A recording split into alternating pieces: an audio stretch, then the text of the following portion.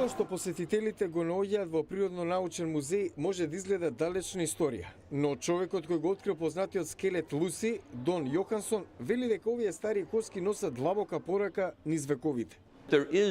Човештвото потекнува од еден извор, без оглед на обликот на очите, бојата на кожата, формата на косата, без оглед во каква култура живееме. Сите носиме исти гени во телото.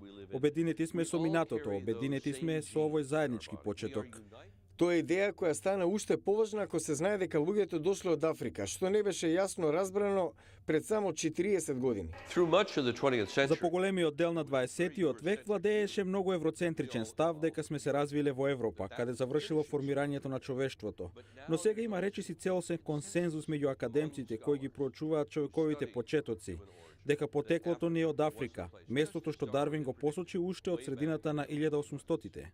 Се додека скелетот на Луси беше откриен во Етиопија во 1974. 3,2 милиони години стар, таа беше најстариот пронеден човечки предок.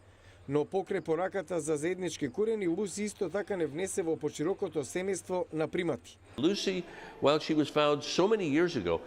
Иако Луси беше пронајдена пред многу години, останува многу важна за разбирање на нашите почетоци и стои на важно место на нашето семејно дрво, како мост меѓу суштества кои личат повеќе на мајмуни и такви што личат повеќе како луѓе.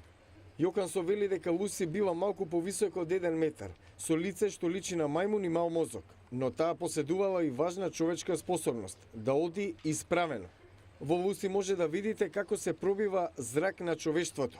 Научниците неодамна открија дека Аустралопитекус користел и груби камени алатки.